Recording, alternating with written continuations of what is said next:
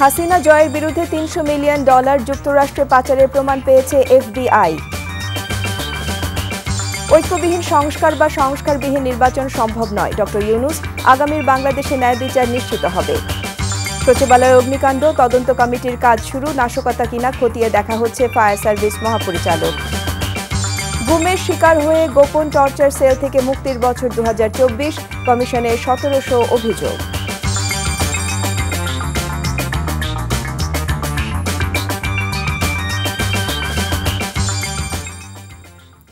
আসসালামু আলাইকুম, আমি আফসানা আলমগীর খান। স্বাগত জানাচ্ছি এনটিভির সন্ধ্যার খবরে। ক্রাউন সিমেন্ট শিরোনাম দেখছিলেন, এবার চলে যাচ্ছি পুরো খবরে। ভারতে পালিয়ে যাওয়া সাবেক প্রধানমন্ত্রী শেখ হাসিনা ও তার ছেলে সজীব ওয়াজেদ জয়ের বিরুদ্ধে $300 মিলিয়ন পাচারের প্রমাণ জমা দিয়েছে মার্কিন গোয়েন্দা সংস্থা FBI। এক প্রতিবেদনে এ তথ্য জানিয়েছে গ্লোবাল ডিফেন্স কর্প। অভিযুক্তদের বিরুদ্ধে আর্থিক অনিয়ম ও গুরুতর অর্থ পাচারের প্রমাণ পাওয়া গেছে বলেও প্রতিবেদনে উল্লেখ করা হয়। এতে বলা হয়, সংস্থাটির লন্ডন প্রতিনিধির মাধ্যমে বিষয়টি নিশ্চিত করা হয়েছে। গ্লোবাল ডিফেন্স কর্প জানিয়েছে, আইনজীবী লিন্ডা স্যামুয়েলস স্পেশাল এজেন্ট লা প্রিভোটোর সাথে যোগাযোগ করেন। এই সময় তিনি দেখেন $300 মিলিয়ন বাংলাদেশ থেকে যুক্তরাষ্ট্রের বিভিন্ন ব্যাংক অ্যাকাউন্টে পাঠানো হয়েছে। প্রতিবেদনে আরও উল্লেখ করা হয়, সজীব ওয়াজেদ জয়ের নামে হংকং এবং কেম্যান দ্বীপপুঞ্জের বিভিন্ন ব্যাংক অ্যাকাউন্ট ব্যবহার করে নিউ ইয়র্ক, ওয়াশিংটন এবং লন্ডনের ব্যাংকে অর্থ স্থানান্তরিত করার তথ্য বিশেষভাবে সামনে এসেছে। 9 সেপ্টেম্বর যুক্তরাষ্ট্রের ফেডারেল ব্যুরো অফ ইনভেস্টিগেশনের প্রতিনিধি দল বাংলাদেশের দুর্নীতি দমন কমিশনের মহাপরিচালক এবং অন্যান্য সংশ্লিষ্ট কর্মকর্তাদের সাথে দেখা করেন এবং বিপুল পরিমাণ নথি হস্তান্তর করেন। ঐক্যবিহীন সংস্কার এবং সংস্কারবিহীন নির্বাচন দেশকে এগিয়ে নিতে পারবে না বলে মন্তব্য করেছেন অন্তর্বর্তী সরকারের প্রধান উপদেষ্টা ডক্টর মোহাম্মদ ইউনূস। সকালে রাজধানীর কৃষিবিদ ইনস্টিটিউটে ফোরাম ফর বাংলাদেশ স্টাডিজ আয়োজিত জাতীয় সংলাপে একথা বলেন তিনি। গণ অভ্যুত্থানের পর পরাজিত শক্তির অব্যাহত চক্রান্ত দেশবাসীকে আরও ঐক্যবদ্ধ করেছে বলেও মন্তব্য করেন অন্তর্বর্তী সরকার প্রধান। এছাড়া আগামীর বাংলাদেশে সাম্য, মানবিক মর্যাদা, সামাজিক ন্যায় বিচার নিশ্চিত করা হবে বলেও জানান ডক্টর মোহাম্মদ ইউনূস। আরও জানাচ্ছেন মইদুল ইসলাম।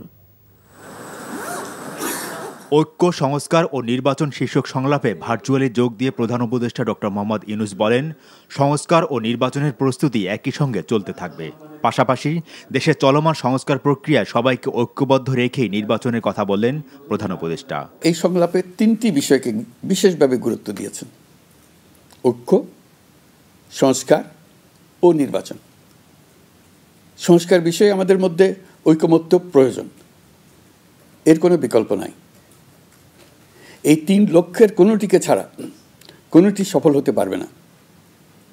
ঐক্যবিহীন সংস্কার কিংবা সংস্কারবিহীন নির্বাচন বাংলাদেশকে এগিয়ে নিতে পারবে না। সংস্কার ও নির্বাচনের প্রস্তুতি একই সঙ্গে চলতে থাকবে। নির্বাচনের প্রস্তুতির কাজ মূলত নির্বাচন কমিশনের। নাগরিকদের নির্বাচনের তারিখ না পাওয়া পর্যন্ত এই প্রক্রিয়ায় সময় দিতে হয় না, কিন্তু সংস্কারের কাজে সকল নাগরিককে অংশগ্রহণ করতে হবে। সবগুলো সংস্কার কমিশনের সুপারিশের আলোকে সংস্কারের কাজ শেষ করে নির্বাচনের পথে যাবে সরকার, এমনটাও জানালেন ডক্টর মোহাম্মদ ইউনূস। প্রত্যেক সংস্কার কমিশনের দায়িত্ব হলো প্রধান বিকল্পগুলি চিহ্নিত করে তার মধ্যে থেকে একটি বিকল্পকে জাতির জন্য সুপারিশ করা। যার যার ক্ষেত্রে সংস্কারের মাধ্যমে ভবিষ্যৎ কিভাবে রচিত হবে তা বিভিন্ন পক্ষের মতামত নিয়ে সুপারিশমালা তৈরি করে দেওয়া, নাগরিকের পক্ষে মতামত স্থির করা সহজ করে দেওয়া। তবে কমিশনের প্রতিবেদনে সুপারিশ করলেই আপনাকে তা মেনে নিতে হবে এমন কোনো কথা নেই।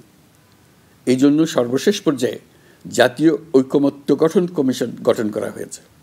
ফ্যাসিবাদী শক্তি অতীতে আদর্শভিত্তিক সব ধরনের লক্ষ্যকে বিচ্যুত করে দেশকে গভীর অন্ধকারে নিয়ে গিয়েছিল উল্লেখ করে ডক্টর মোহাম্মদ ইউনূস বলেন, ছাত্র জনতার গণ অভ্যুত্থানে হত্যাকাণ্ডের নিষ্ঠুরতাকে অবশ্যই বিচারের মুখোমুখি করতে হবে। ছাত্র জনতা অটুট সাহসে শিশু হত্যাকারী ও পৈশাচিক ঘাতকদের মোকাবেলা করেছে। মানবতার বিরুদ্ধে এমন নিষ্ঠুরতাকে অবশ্যই বিচারের মুখোমুখি করতে হবে। গুম খুন থেকে জুলাই গণহত্যার বিচারের চ্যালেঞ্জের বিষয়টি আপনারা আপনাদের সংলাপের অন্তর্ভুক্ত করেছেন, এতে আমি আশ্বস্ত হয়েছি। গণ অভ্যুত্থানে বিরুদ্ধ শক্তি দেশের চলমান ঐক্যবদ্ধ শক্তির মধ্যে ভাঙন সৃষ্টি করার ক্রমাগত চেষ্টা চালাতে থাকলেও ঐক্য আরও মজবুত হচ্ছে বলেও জানান প্রধান উপদেষ্টা ডক্টর মোহাম্মদ ইউনূস। মইদুল ইসলাম, এনটিভি নিউজ, ঢাকা। নির্বাচন দিতে যত বেশি দেরি হবে দেশের রাজনৈতিক সমস্যা তত বাড়বে বলে মন্তব্য করেছেন বিএনপি মহাসচিব মির্জা ফখরুল ইসলাম আলমগীর। রাজধানীর কৃষিবিদ ইনস্টিটিউটে এক আলোচনায় এসব কথা বলেন তিনি। তার দল সংস্কার চায় উল্লেখ করে বিএনপি মহাসচিব বলেন, দেশের প্রশাসনিক ও সাংবিধানিক প্রতিষ্ঠানগুলোর কাঠামো গণতন্ত্র উপযোগী করে গড়ে তুলতে হবে। আর সংলাপে বক্তারা রাষ্ট্রকে মানবিক মর্যাদার কেন্দ্রবিন্দুতে পরিণত করতে জবাবদিহিতার উপর জোর দিয়েছেন। আরও জানাচ্ছেন ইফতেখার রেজা। কৃষিবিদ ইনস্টিটিউশনে জুলাই আগস্ট গণ অভ্যুত্থানের নিহতদের পরিবার এবং আহতদের বক্তব্য দিয়ে শুরু হয় ফোরাম ফর বাংলাদেশ স্টাডিজ আয়োজিত ঐক্য, সংস্কার ও নির্বাচন শীর্ষক জাতীয় সংলাপ। জনগণকে বাদ দিয়ে কোনো কিছু সম্ভব নয়। বিএনপি সবসময় গণতন্ত্রের পক্ষে উল্লেখ করে দলটির মহাসচিব মির্জা ফখরুল বলেন, নির্বাচন দিতে দেরি হলে রাজনৈতিক সংকট বাড়বে। সংস্কার পক্ষে আমরা প্রথম থেকে, দুর্ভাগ্য আমাদের এখন কিছু কিছু বক্তব্য আসছে যে বিএনপি সংস্কার চায় না, নির্বাচন চায়। এই কথাটা সঠিক নয়। আমরা বারবার করে বলছি ন্যূনতম যে সংস্কার প্রয়োজন একটা নির্বাচন করার জন্য, গ্রহণযোগ্য নির্বাচন করার জন্য, সেই সংস্কারটুকু করে আমরা নির্বাচনে যেতে চাই। যত বেশি সময় যাবে আমার কাছে মনে হয়, আমাদের কাছে মনে হয় যে সমস্যাগুলো তত বাড়বে। সংলাপে অংশ নিয়ে অন্য বক্তারা বলেন, দ্রব্যমূল্য নিয়ন্ত্রণ, বেকারত্ব নিরসন না করা গেলে টেকসই সংস্কার সম্ভব নয়। এই যে যত আলোচনা শুনলেন, এর ভিতরে কি একবার শুনেছেন আপনারা গার্মেন্টস শ্রমিকের বেতন কত হবে, সে ন্যায্য মজুরি কিভাবে পাবে, এমন ফসল আসছে আমার কৃষক দাম পাবে কিনা? আপনি কি জানেন এই মুহূর্তে মধ্যবিত্ত 80 টাকার শাকের আঁটি কেমন করে খাবে? কই সেই আলোচনা তো আসে না। এই যে যুব সমাজ বসে আছে, একবারও তো আলোচনা হলো না কর্মসংস্থান কেমন করে হবে। ওই সংস্কার কি আমি দেখেছি? ইতিহাসের বিভিন্ন ধরনের ব্যাখ্যা বিবরণ নিয়ে নিজেদের ভিতরে বিভেদ সৃষ্টি না করে ভবিষ্যতের বাংলাদেশকে নিয়ে, আমাদের স্বপ্নের জায়গাটাকে নিয়ে ঐক্য সৃষ্টি করতে হবে। ঐক্যের প্রশ্ন যখন বলা হচ্ছে, তখন ঐক্যটা হচ্ছে একাধারে প্রতিষ্ঠানগুলোর ব্যাপারে, তৈরি করার ব্যাপারে সকলের একমত হওয়া, যার অধিকাংশই প্রকৃতপক্ষে আছে। বাকিটা হচ্ছে যে আদর্শিকভাবে বাংলাদেশে যেন আরেকবার স্বৈরতান্ত্রিক ব্যবস্থা তৈরি হওয়ার পথ পদ্ধতি না থাকে, সেই জায়গায় ঐক্যমত্যটা তৈরি করা। এখনো ঐক্য বিনষ্টের প্রচেষ্টা চলছে। কারা ঐক্য প্রচেষ্টা বিনষ্ট করছে?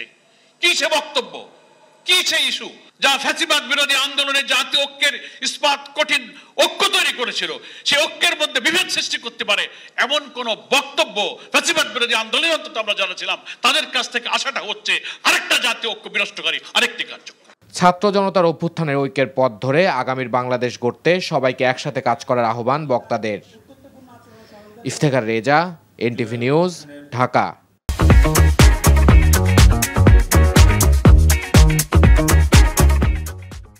নির্বাচনকে সংস্কারের প্রতিপক্ষ বানানো হচ্ছে বলে মন্তব্য করেছেন বিএনপির সিনিয়র যুগ্ম মহাসচিব রুহুল কবির রিজভী। রাজধানীর ডিপ্লোমা ইঞ্জিনিয়ার্স ইনস্টিটিউট মিলনায়তনে এক অনুষ্ঠানে এ মন্তব্য করেন তিনি।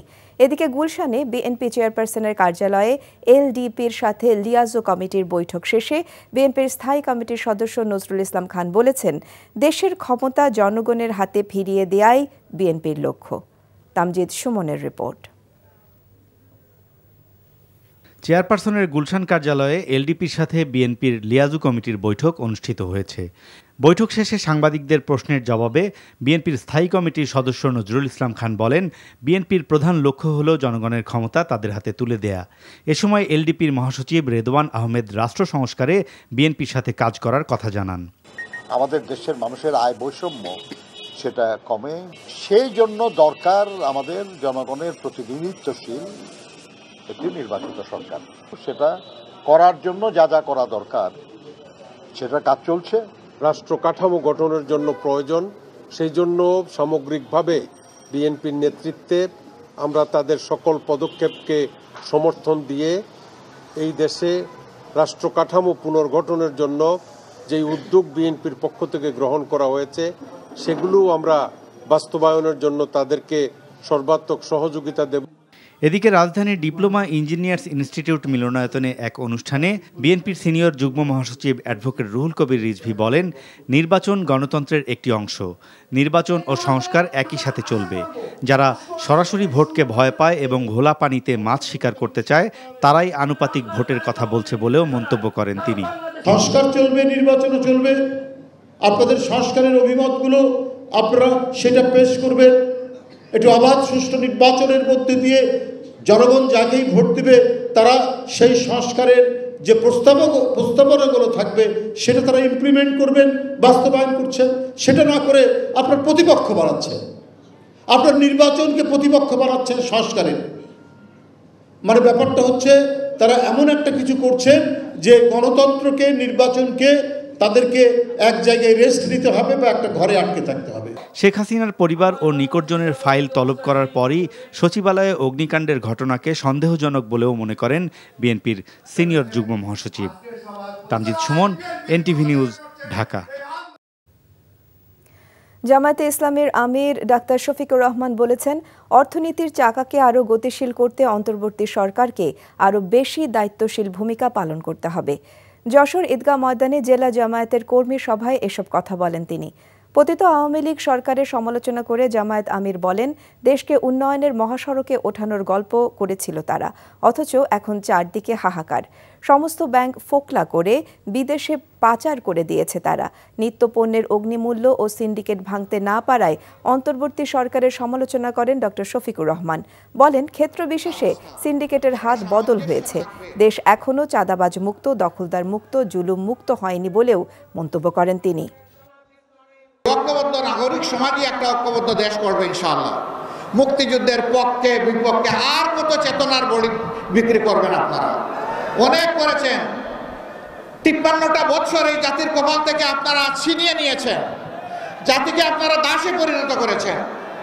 আমরা আর কারো দাস হব না ইনশাআল্লাহ। মুক্তিযুদ্ধের চেতনা আপনাদের কোথায় যায়? যখন ভারতের প্রধানমন্ত্রী বলে বিজয় দিবসটা ১৬ ডিসেম্বর ভারতের বিজয়, বাংলাদেশের নামে একটা শব্দ পর্যন্ত উচ্চারণ করে না, তখন তো আপনাদের মুখে আমরা কোনো ভুলই দেখি না। জাতীয় নাগরিক কমিটির মুখ্য সংগঠক সার্জিস আলম বলেছেন, বৈষম্য বিরোধী ছাত্র আন্দোলন ও জাতীয় নাগরিক কমিটি কোনো রাজনৈতিক প্ল্যাটফর্ম না, আগামীতেও হবে না। দুপুরে পঞ্চগড় সরকারি অডিটোরিয়াম হল রুমে জাতীয় নাগরিক কমিটির মতবিনিময় সভায় একথা বলেন তিনি। তিনি বলেন, আগামী ২ মাসের মধ্যে একাধিক রাজনৈতিক দল গড়ে উঠবে, কিন্তু জাতীয় নাগরিক কমিটির রাজনৈতিক দল হবে না। আগামীর বাংলাদেশে যে সরকারই আসুক, জবাবদিহিতায় জাতীয় নাগরিক কমিটির প্রেশার ক্রিয়েট গ্রুপ হিসেবে কাজ করবে আর আগামীর বাংলাদেশে লিডারশিপ তৈরির কাজ করবে। একটা দেশের উন্নতি কখনো কয়েকটা অবকাঠামো দিয়ে হতে পারে না। এইরকম কয়েকটা অবকাঠামো বানানোর জন্য একটা টার্মই যথেষ্ট একটা সরকার।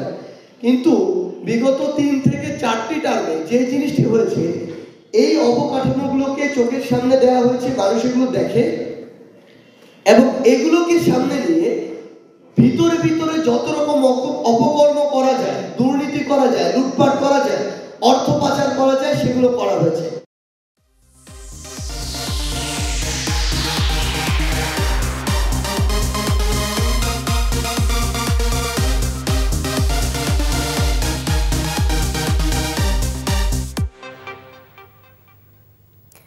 গুমের শিকার হয়ে গোপন টর্চার সেল থেকে মুক্তির বছর ২০২৪ সাল। ৫ আগস্টের পর উন্মোচিত হয় আয়নাঘরের চরম অমানবিকতার নানা ঘটনা।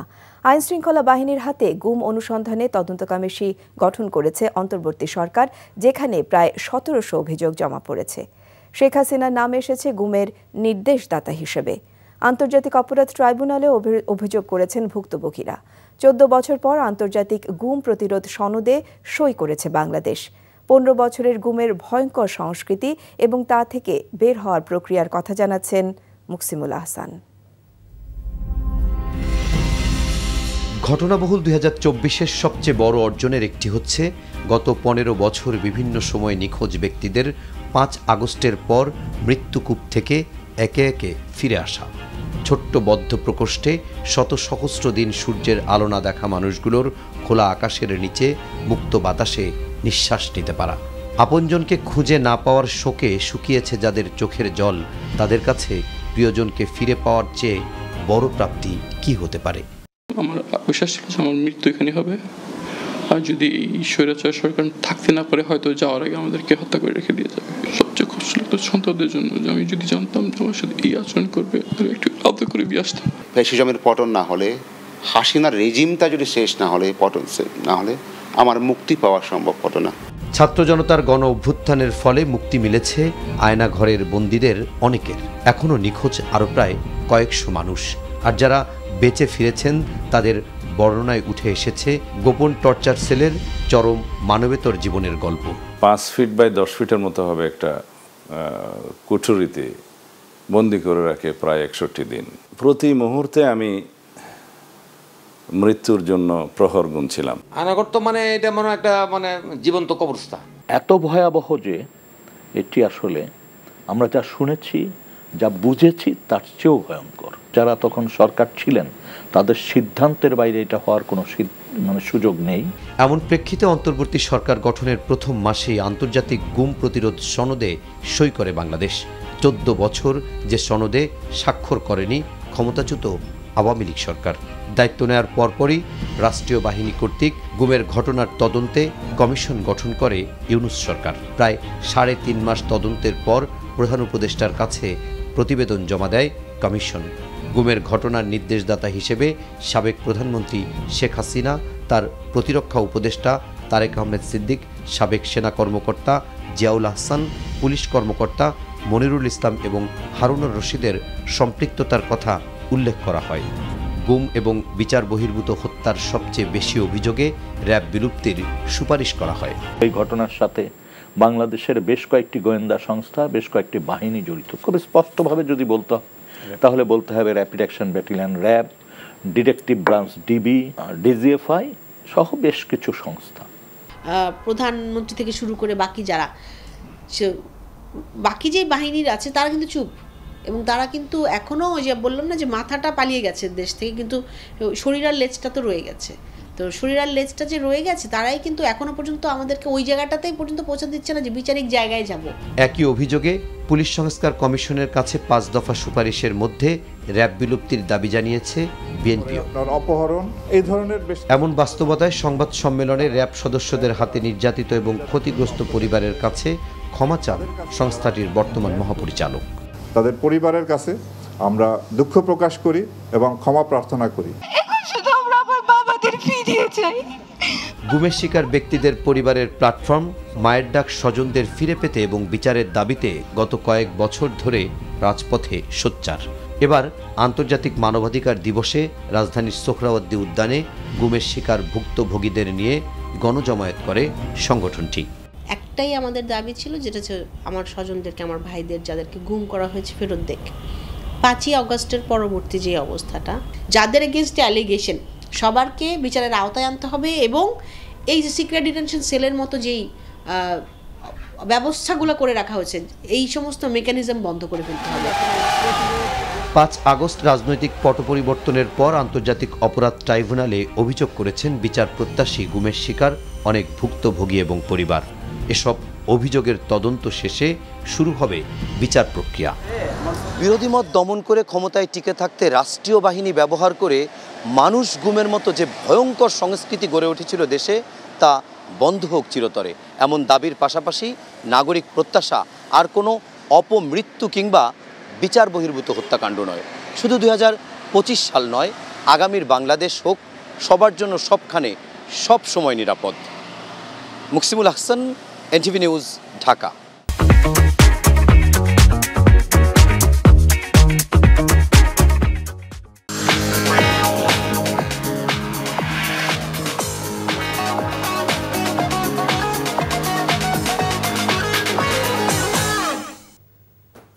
নগদ নিবেদিত অর্থনীতির খবর।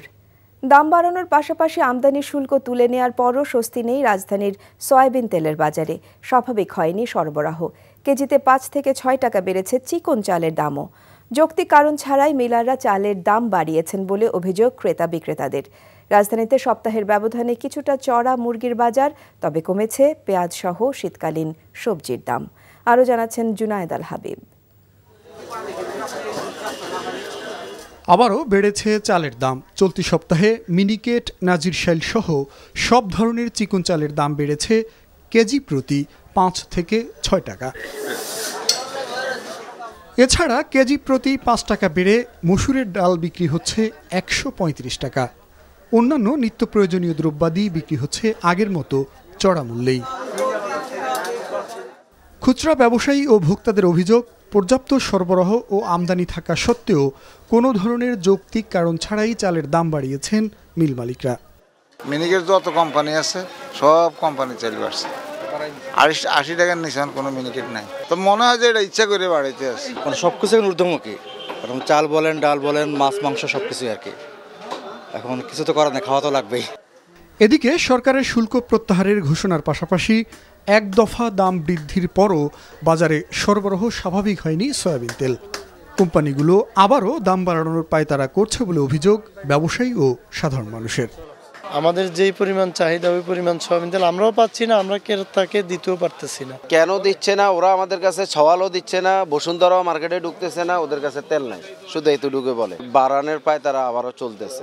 তেলের বাজারের অবস্থা ভালো না, বিশেষ করে সয়াবিন তেল তো পাওয়া যাচ্ছে না বাজারে। দ্রব্যমূল্য পরিস্থিতি যেরকম সাধারণ মানুষের নাগালের বাইরে চলে গিয়েছে। তবে স্থিতিশীল রয়েছে শীতকালীন সবজির বাজার। কমেছে পেঁয়াজ, আলু সহ বেশ কিছু সবজির দাম। চাহিদা বৃদ্ধি পাওয়ায় ঊর্ধ্বমুখী মুরগির দাম, আর পর্যাপ্ত সরবরাহ থাকায় ইলিশ ছাড়া কিছুটা কমতির দিকে সব ধরনের মাছের দাম। জুনায়েদ আল হাবিব, এনটিভি নিউজ, ঢাকা। হাসিনা জয়ের বিরুদ্ধে $300 মিলিয়ন যুক্তরাষ্ট্রে পাচারের প্রমাণ পেয়েছে FBI। ঐক্যবিহীন সংস্কার বা সংস্কারবিহীন নির্বাচন সম্ভব নয়, ডক্টর ইউনূস। আগামীর বাংলাদেশে ন্যায় বিচার নিশ্চিত হবে। এই ছিল সন্ধ্যার খবরে। এই খবরের ভিডিও সহ আপডেট জানতে ভিজিট করুন এনটিভি অনলাইন www.ntvbd.com। এছাড়াও এনটিভির জনপ্রিয় সব অনুষ্ঠান ও খবরের আপডেট জানতে ভিজিট করুন আমাদের ইউটিউব এবং ভেরিফাইড ফেসবুক পেজ। রাত 10:30টায় রাতের খবর দেখার আমন্ত্রণ রইল। সবাইকে ধন্যবাদ।